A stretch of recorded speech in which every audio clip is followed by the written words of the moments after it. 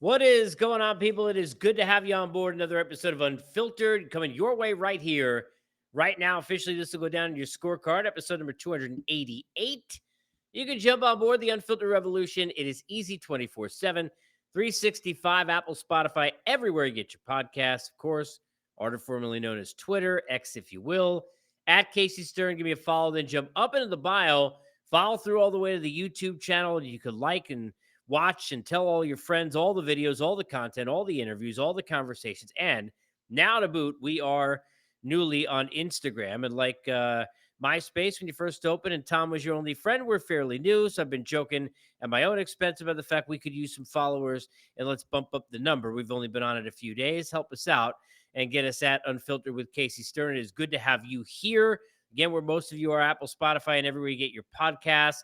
Great to have you. Been a lot of fun episodes as of late. If you missed the spot I did with Andy Martino of SMY on his book, The Yankee Way, if you're a Yankee fan, you're not a Yankee fan, you absolutely love this thing. Got to check it out. Some great stories, including the one that I posted clips from, which was too explicit to really put out totally. So, warning with the language, but you can get that pod and find out all about young Brian Cashman and the pregnant horse. You do not want to miss that. Speaking of not wanting to miss things, coming up later this week, renowned doctor, 17 years as a lead doc with the NFL and one of the great injury experts in all of sports. Dr. David Chow is going to be on this show talking to me about some of the arm injuries, which we'll get into a little bit more, in addition to a lot of baseball here in just a second. But first, as always, we like to remind you we are presented by our good friends at BetOnline. BetOnline, your number one source for all of your sports betting needs. You can get the latest odds, lines, and matchup reports, baseball, boxing, golf, and more.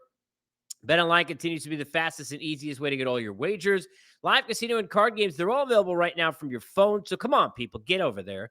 Get to the website, use your mobile device, sign up today, get on all the action, and use the promo code BELIEVE. It is BLEAV. You'll get a 50% welcome bonus on your first deposit. It is BetOnline where the game starts as we get started here. And before I get into all the baseball, just a couple of things on the arm injuries because they continue to mount and mount. Obviously, earlier today, as I do this here into the night on a Monday, we began and found out earlier today Framber Valdez was scratched from his scheduled start on Monday night against the Rangers, left elbow soreness.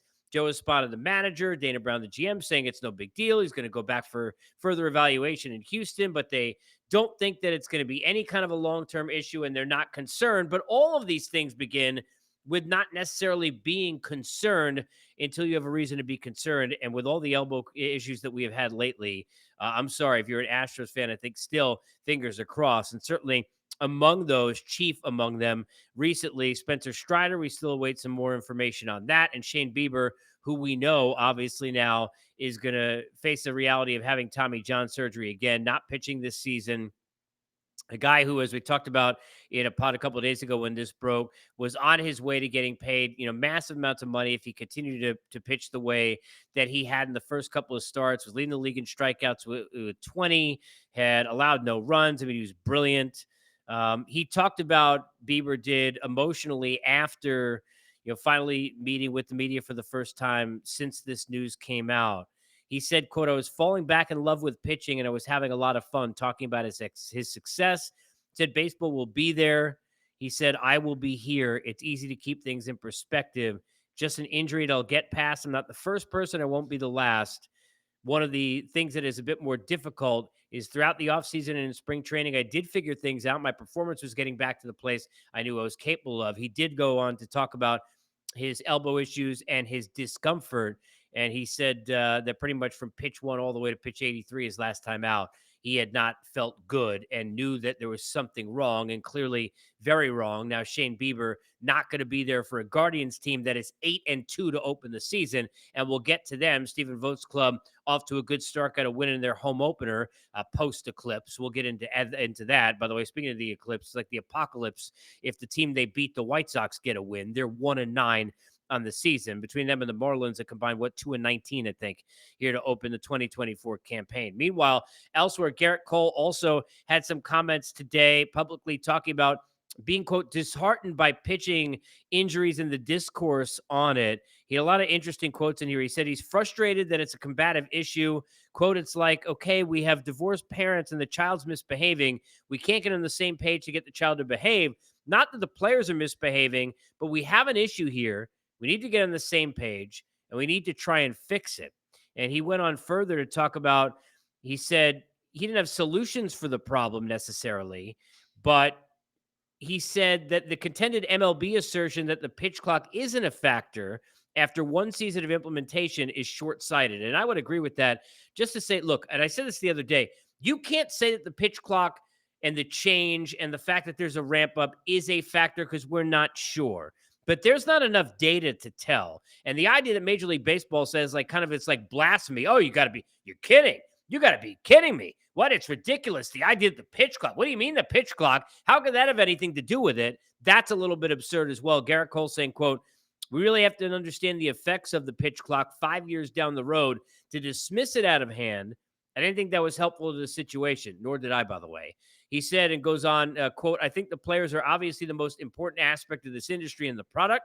The care of the players should be the utmost importance to both sides. And he's right. He's right.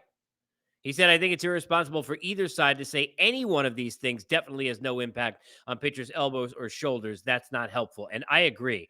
And this is what I talked about. And again, we'll get Dr. Chow's take on this when I chat with him. And it'll be on Wednesday's show. It'll be out Wednesday night, probably at some point for the pod, Apple, Spotify, everywhere you get them. I'll put it up on Twitter as well because that's an important one. But I think when you look at this as a whole, as I said, velocity, clearly, max effort, clearly. Are we dealing with the pitch clock as another factor? Very possibly. Is spin rates, all the analytics and everything that we have, it's pitchers trying to get an edge. And what are they working hard to do? They're working hard to tick up in velocity. To me, that has to be as big a factor as anything. I mean, look, these are human beings, and they're treating their arms like they're machines. And as I joked the other day, nobody pitching like Jamie Moyer anymore. You go look at Spencer Strider, Jacob deGrom, Walker. Look at some of the names that are on this list. Got a lot of guys mid to high 90s consistently, if not triple digits. And to me, that max effort over and over and over and over and over again. And we're not just talking about now, but we're talking about as they grew as pitchers at the big league level in the off seasons, the way they're training in the off season. And this is something that I wanted to bring up because I thought that this was really interesting and I wanted to point it out and share it with you if you haven't seen it, because I think it's important to you to go check and give Alex Wood a follow. Of course, currently with the A's, almost forgot for a second because no offense, A's fans, at Awood 45, of course, longtime Dodger, been on the Giants, left-hander. I want to read some of what he wrote because he had a thread on this as a pitcher, and I thought this was really interesting. This is coming from X. You can get it there. Alex Wood says, something being overlooked with the amount of arm injuries recently is the fact that a huge number of players now throw at moderate to high intent close to year round. When I came into professional baseball in 2012, as soon as the season ended, I usually wouldn't. He goes and continues on to talk about, he says, touch a baseball until at least December.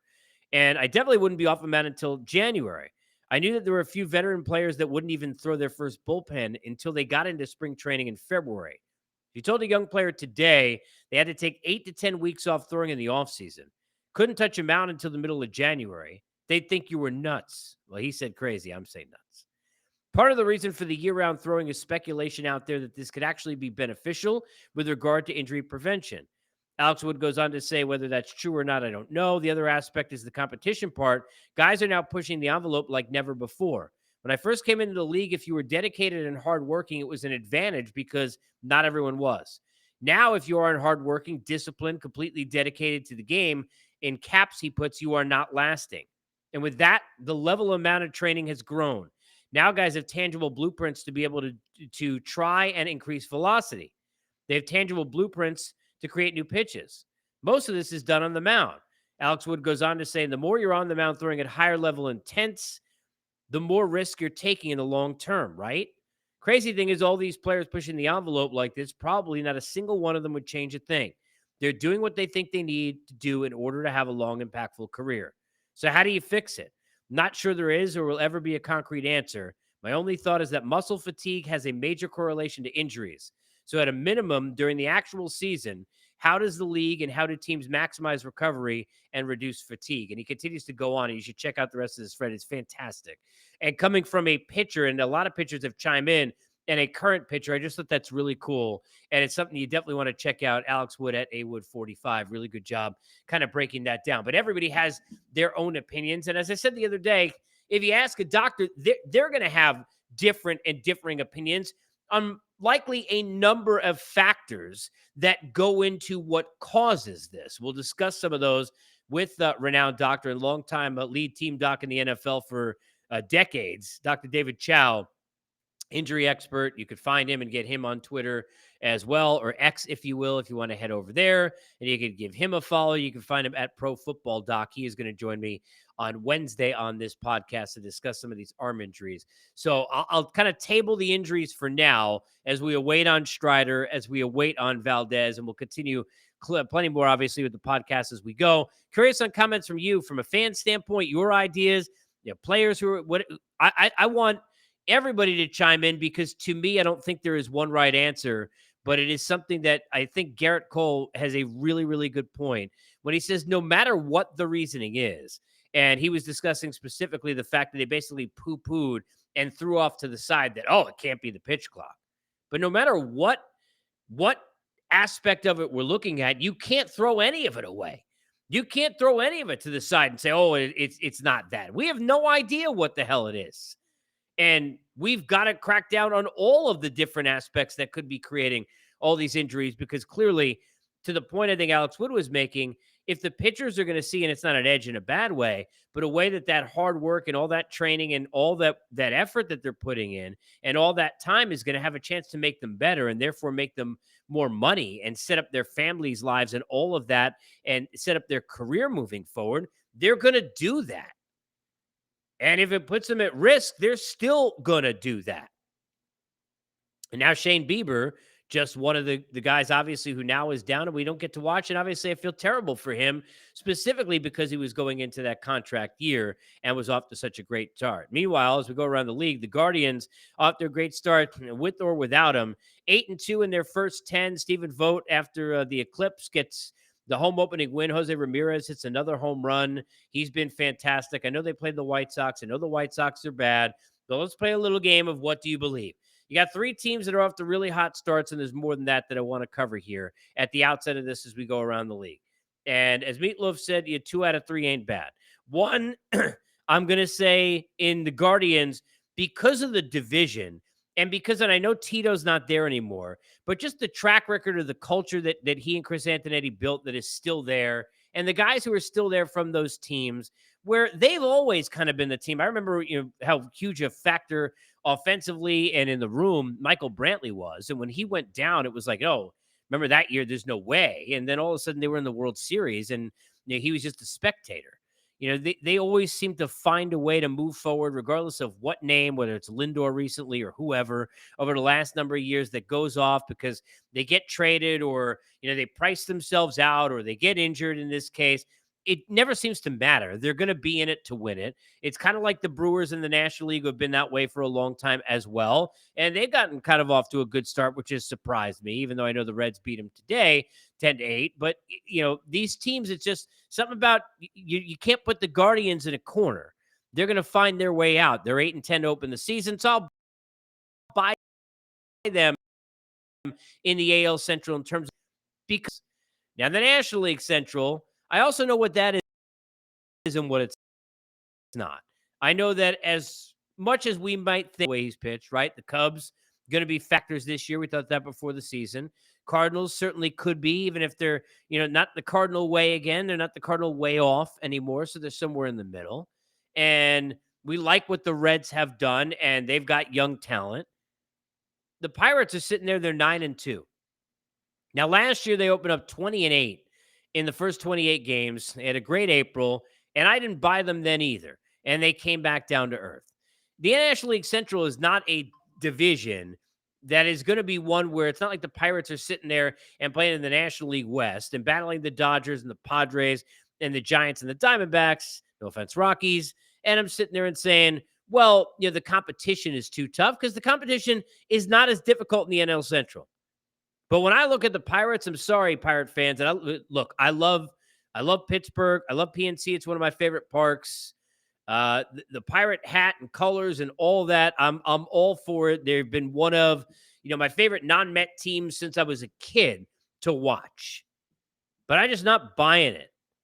And it's not because they don't have young talent. And I know they've got some young pitching, and obviously Mitch Carroll today. And look, Aroldis Chapman has been good so far, whatever that's going to mean. But I look at their lineup and I'm like, okay. And obviously we know Cruz and Reynolds.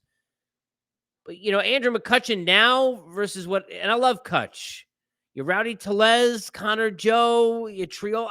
Look, Joey Bart was just dumped off by one team he was a highly touted prospect for, and he's right into the fold. And what do you know? He drives in two for the Pirates. It's been that kind of a year. But I look at it's only 11 games. And as much as I'm going to tell you, the White Sox are as bad as they look. The Marlins probably not as bad as they look, but they kind of look bad.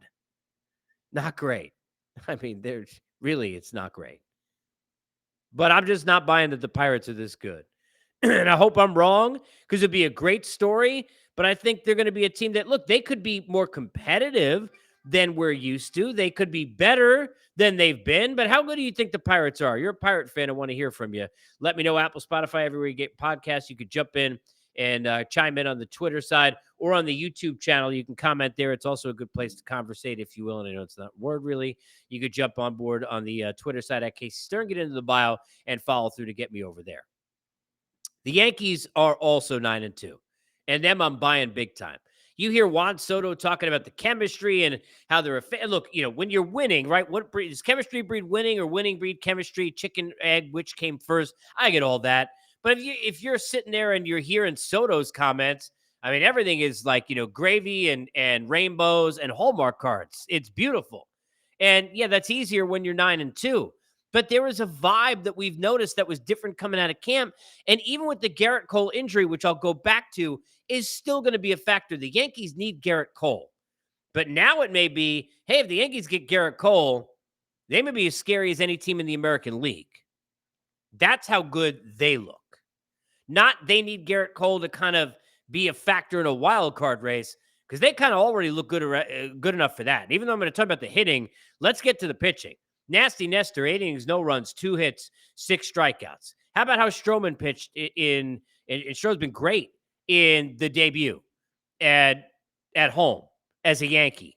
He was brilliant. Maybe hung in there too long, but he's brilliant. If they get enough of those two guys and Rodon and that staff without Cole, and they get this offense, because this is the thing, people talk about the Yankees over the last number of years, their offense has been Aaron Judge and like a little of this and a little of that, but it's seemingly every time that they got to a postseason or anytime they played big games, even go back to the series of the Astros and when they played the Guardians a couple of years ago, right? Just duds. I mean, they couldn't score runs. They couldn't get hits. You're sitting there thinking, why is anybody pitching to Aaron Judge? Because there's nobody else in this lineup. And now you got depth. You got kind of depth for days. I mean, Juan Soto has been Juan Soto, clearly, and we could tell he was locked in spring training. He's off to a great start. But the factor, and you got the Stanton grand slam the day before yesterday, right?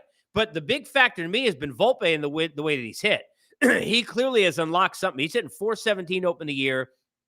He and Soto both had 3-run home runs in their win over the Marlins, who I know are brutal. I get it, and they're 1-10. But the Yankees right now, their confidence, the last number of years being a Yankee has been, our expectations are all the way the hell up here, and we just can't live up to them. And it's about, who's hurt and who's not performing well and who shouldn't be on the field and who should be managing the team and whether or not Brian Cashman should still be there and yada, yada, and on down the line. And why are the Steinbrenners spending enough money and who they should have gotten and who they should have traded for and all of that. It was all negative. And now everything is just breezy and easy and all that confidence. I don't care if they're playing the Marlins or not. Rack up the wins. That confidence and that train right now with the Yankees is rolling out of the station here to begin the season. 9 out of 11. Dodgers off to a pretty darn good start themselves. They got another win on Monday. Beat the Twins 4-2. Shohei Ohtani, I mean, look, another 3 hits, 3 extra base hits, hit his 3rd home run. Apo Taco.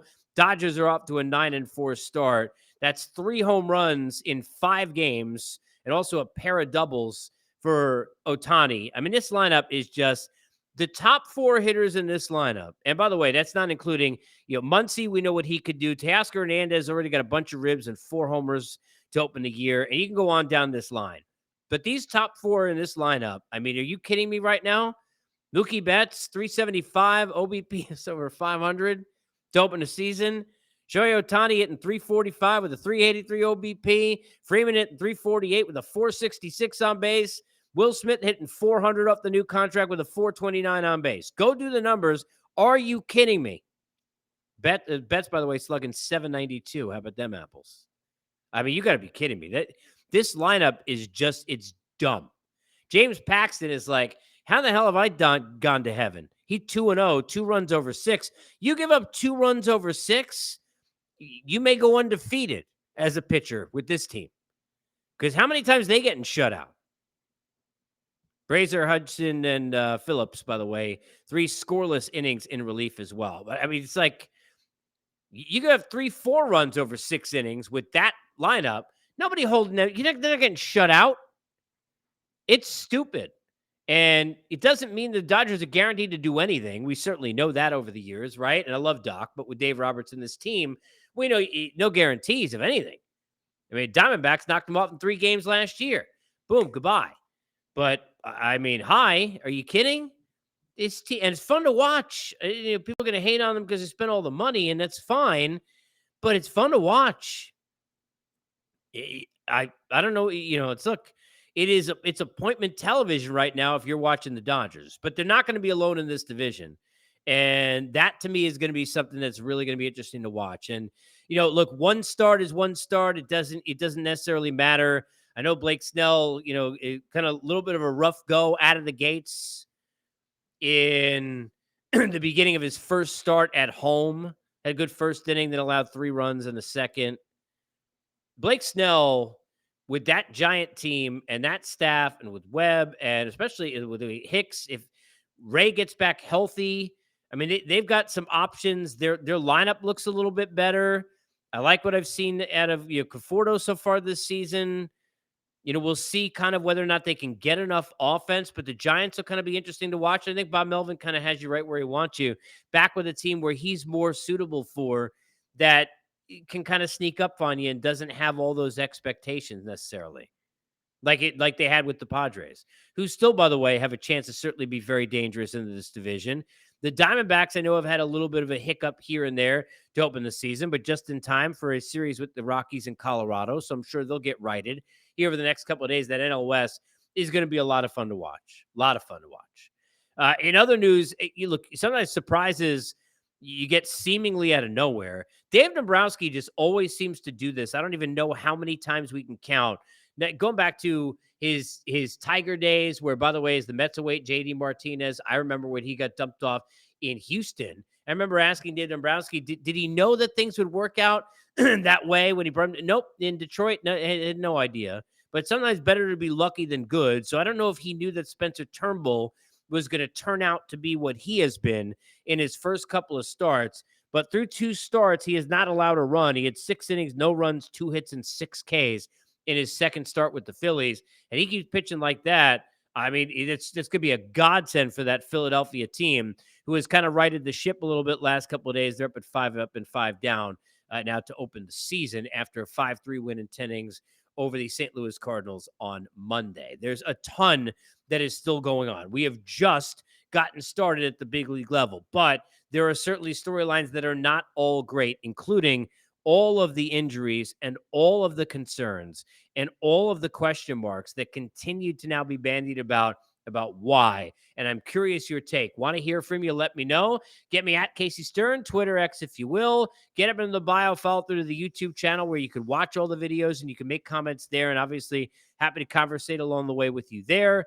And welcome to, and thank you for being with us and all the support for those of you listening on Apple, Spotify, everywhere you get your podcast. Remember, don't forget to follow us on Instagram at Unfiltered with Casey Stern, and to check out our pods, some great recent ones. Ariel Helwani, Rex Chapman, powerful conversation about his book, Hard for Me to live with me. I've known Rex a long time, been friends with him for a long time. So proud that he's told this story, and it really is something that has inspired a lot of people. So hopefully you'll listen to that podcast. And the Andy Martino one that I just recently did, whether you're a Yankee fan or not, great stories about the relationship between Jeter and A-Rod and what went on during those years with the Yankees, all the behind the scenes stories. A lot of them come out in the pod, and definitely get Andy's book, The Yankee Way, Untold Stories of the Brian Cashman Era. We will tell all sorts of stories along the way, including the one that is coming up next, where Dr. David Chow, long-renowned NFL doc, will join me to talk about these arm injuries and some of his thoughts from a doctor's perspective on what could be the cause. We are happy to be the cause of you to be here with us, where we're at Unfiltered, presented by our good friends at BetOnline.